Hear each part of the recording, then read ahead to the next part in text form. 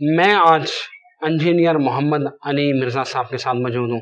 ان کا تعارف اگر میں کرواؤں تو ایسے ہی ہے جیسے سورج کو چراغ دکھانا.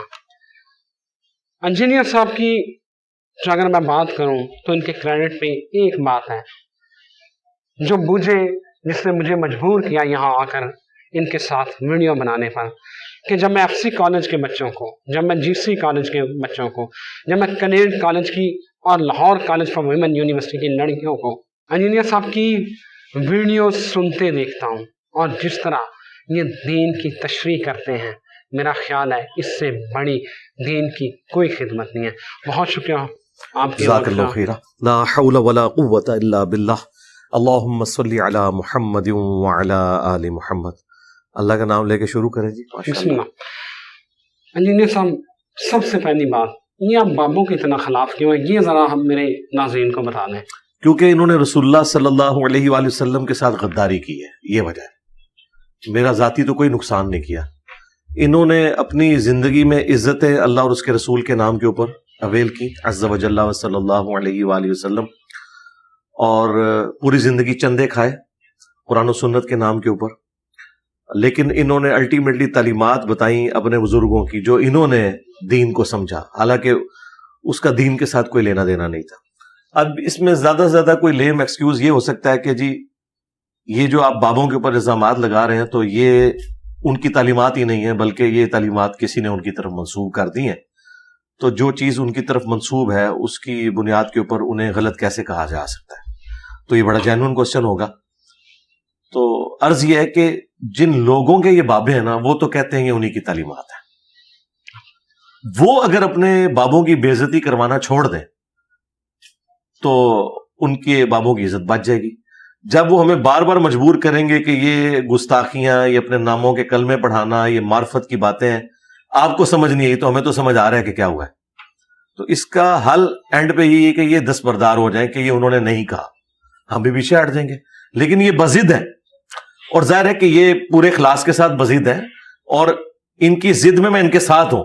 مجھے بھی پتا ہے کہ یہ ٹھیک ضد کر رہے ہیں، مجھے اس میں کوئی یار نہیں ہے، کیونکہ جو پچھلے 100 سالوں میں بابے گزرے ہیں ان کے ابھی تو قلم کی سیاہی بھی خشک نہیں ہوئی ہے. ان کے اپنے آستانوں کے اوپر ان کے ہینڈ ریٹن نوٹس پڑے ہوئے ہیں. یعنی پیر میل شاہ صاحب جو کچھ لکھ کے گئے ہیں وہ تو ان کے ہینڈ ریٹن نوٹس گولڈاشی میں رکھے ہوئے ہیں، وہ کیسے ان سے دستبردار ہوں؟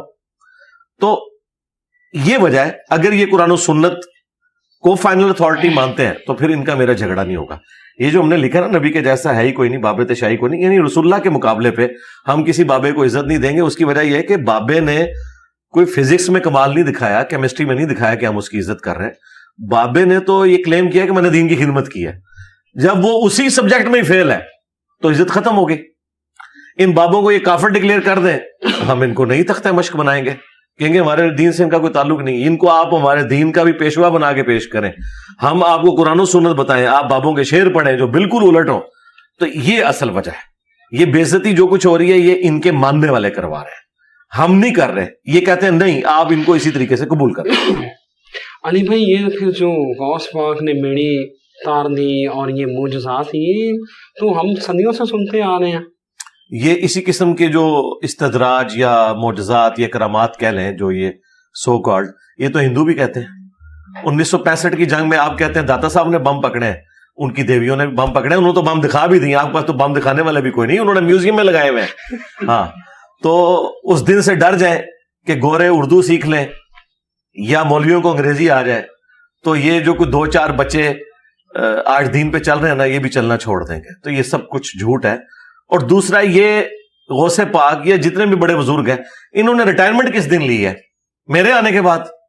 اگر یہ کلیم کرتے ہیں کہ یہ سب کچھ کر سکتے ہیں تو اب کریں نا.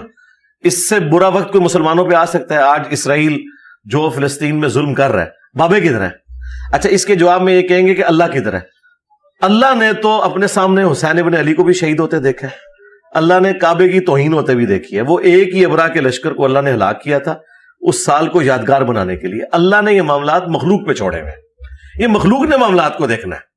اللہ کے تو انبیاء بھی قتل ہوئے ہیں، یہ انہوں نے دیکھنا ہے. اور جب ان کا یہ کلیم ہے کہ ان کی بزرگوں کی ڈیوٹیاں ہوتی ہیں شہروں کے اوپر اور یہ دنیا کا نظام چلا رہے ہوتے ہیں، اللہ تعالیٰ نے ان کے سپرد کیا ہوا ہے، پھر ظاہر ہے جس کے سپرد ہے اسی سے پوچھیں گے نا بھائی.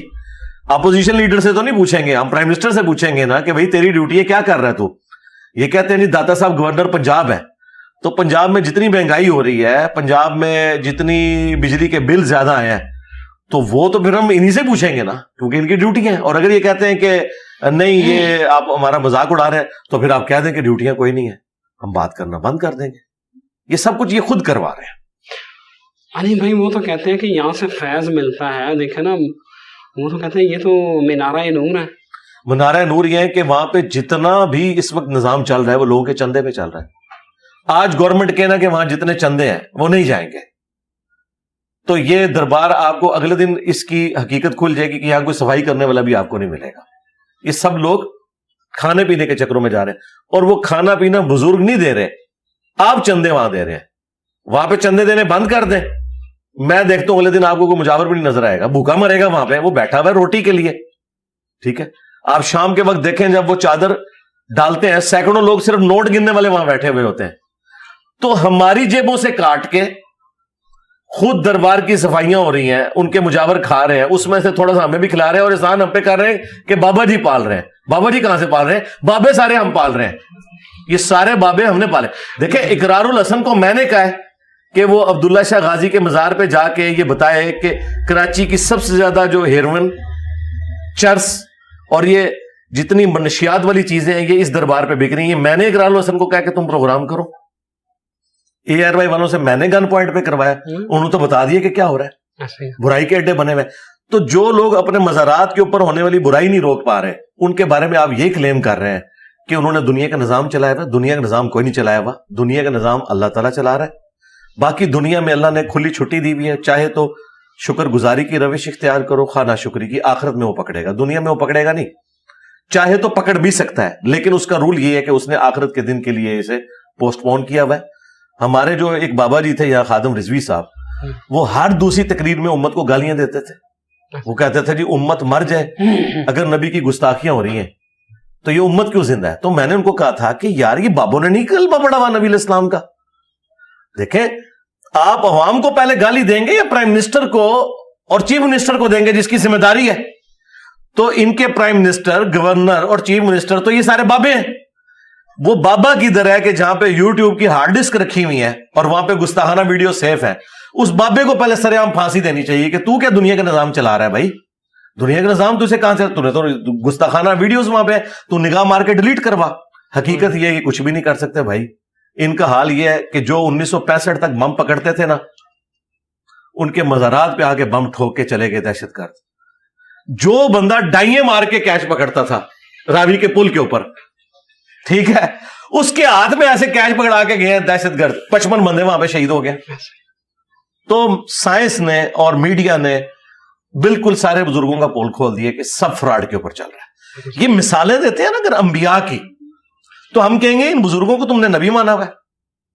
अंबिया के पीछे तो अल्लाह खड़ा है, कुरान खड़ी हुई है। रह गए इन बुजुर्गों के जो करामात ये कह रहे हैं या शोबते कह लें, जब तक ये हमारे सामने नहीं ना करते हमने नहीं मानना। तख्ते बिल्कीस आया, कुरान में लिखा हुआ है। शेख अब्दुल कादिर जिलानी ने वो जो बारात थी उसको निकाला या नहीं निकाला, कुरान और हदीस में कहीं नहीं। कहते हैं वहां तो नहीं होगा ना, ये तो बुजुर्गों ने नकल किया। भाई बुजुर्गों ने तो बहुत कुछ नकल किया है। बुजुर्गों ने तो ये भी नकल किया है कि मदरसा देवबंद की बुनियाद रसूलुल्लाह ने खुद आके रखी है। आपने जमीन पे लकीरें खींची, आपने वहां वुजू किया, वो सुबह बुजुर्ग उठे, उन्होंने वहां पे लकीरें देखी, वुजू का पानी भी वहां पे मौजूद था। नबी इस्लाम मदरसा देवबंद की बुनियाद खुद रख के गए हैं। तो कोई एक बरेलवी मानने के लिए तैयार है? तो भाई तुम्हारी हम बातें क्यों माने? सब एक दूसरे के बारे में यही कुछ कहते हो ना, ये कोई दलील नहीं है। असल बात यह है कि इनके अपने हक में हो तो मान लेते हैं, दूसरे के लिए मानने के लिए तैयार नहीं होते। ये सब कुछ फ्रॉड पे चल रहा है। वरना मैं कहता हूं ये तख्त जो है ना मेरा, मैं भी ये जनाब पलक झपकने से पहले यहां लेके आया था। ये क्या कहेंगे इंजीनियर साहब हमारे सामने करो, यही कुछ मैं इनसे कहता हूं कि हमारे सामने करो, तो कहते हैं बदतमीजी कर। एक उसूल रखे।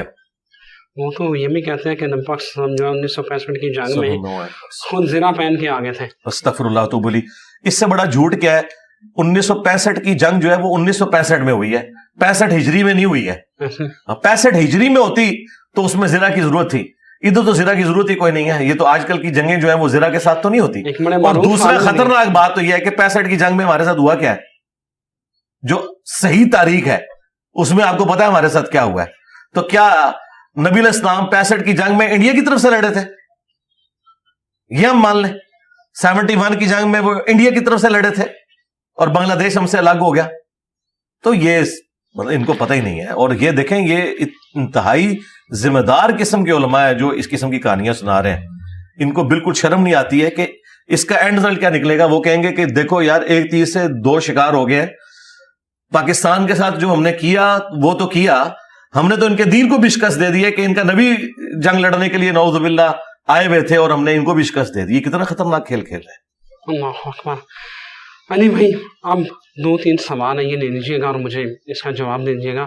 یہ آج کی جو ماڈرن دور ہے اس کا بڑا اہم مسئلہ ہے. ایک IVF سے بچے, سیروگیسی اور جینڈر سلیکشن, اس حوالے سے آپ تھوڑی رہنمائی کر دیں. جینڈر سلیکشن کے اندر کوئی ایشو نہیں. یہ اللہ تعالیٰ نے ایک آپ کو ایکوائرڈ نالج کے ذریعے چیز سکھائی ہے کہ آپ اس طریقے سے معاملات کو سیٹل کر سکتے ہیں. اصل ایشو یہ ہے, میں چونکہ یہ فیمیلز نے بھی دیکھنا ہے پروگرام, شادی شدہ لوگوں نے بھی, غیر شادی شدہ نے, میں کوڈ ورڈز میں بات کروں گا. میاں بیوی جو ایک ازدواجی تعلق میں بندھے ہوئے ہیں, اگر اس معاملے میں کسی تیسرے عورت یا مرد کی انوالومنٹ نہیں ہے تو پھر یہ سارے معاملات درست ہیں. خواہ وہ آپ ٹیسٹ ٹیوب کے ذریعے کریں, سیروگیسی والا ایشو ہو. ونس اگر آپ عورت کو یوز کرتے ہیں جو ادر دین اس نکاح کی بائنڈنگ کے, یا کوئی اور مرد انوالو ہو جاتا ہے اس میں, پھر ظاہر ہے کہ وہ چلیں وہ ہم اس کے لیے وہ ایک ورسٹ قسم کی ٹرم تو نہیں بولتے, لیکن حلال والا معاملہ وہ نہیں ہوگا. یہ بالکل کلیئر کٹ بات ہے. باقی جینڈر سلیکشن آپ کر سکتے ہیں, وہ آپ کا رائٹ ہے, وہ آپ سائنس نے ظاہر ہے انسان کو ترقی کروائی ہے. اور اگلے زمانوں میں بھی آپ دیکھیں جب عورتیں پریگننٹ ہوتی تھی ان کی خوراک ہوتی تھی, ٹھیک ہے, اس کا اہتمام کیا جاتا تھا. پھر وہاں دائیاں آ کے مالش کرتی تھیں تاکہ ڈلیوری میں آسانی ہو. یہ وہ سارے سائنٹیفک چیزیں تھی جو صدیوں سے لوگ استعمال کر رہے ہیں. پھر ڈلیوری کے بعد بھی ان کی خوراک کا خیال رکھا جاتا تھا. تو وہ کس لیے رکھا جاتا تھا؟ اس لیے کہ ظاہر ہے کہ انسان نے صدیوں سے یہ چیزیں لرن کی ہیں کہ ان چیزوں کے ذریعے آپ کسی کی صحت کا خیال رکھ سکتے ہیں. ہر وہ چیز جو انسان کی صحت بچانے کے لیے ضروری ہے وہ آپ نے ایکٹیویٹی پرفارم کرنی ہے. دیکھیں بخاری مسلم میں حدیث ہے, نبی علیہ السلام نے فرمایا کہ شفا 3 چیزوں کے اندر ہے. شہد کے اندر, کپنگ کروانے میں جسے آپ پچھنے لگوانا بھی کہتے ہیں, حجامہ, اور تیسری چیز آپ نے فرمایا داغ لگانا. لیکن میں اپنی امت کو داغ لگانے سے منع کرتا ہوں, حرام نہیں کرتا, منع کرتا ہوں. شفا تو ہے اس کے اندر.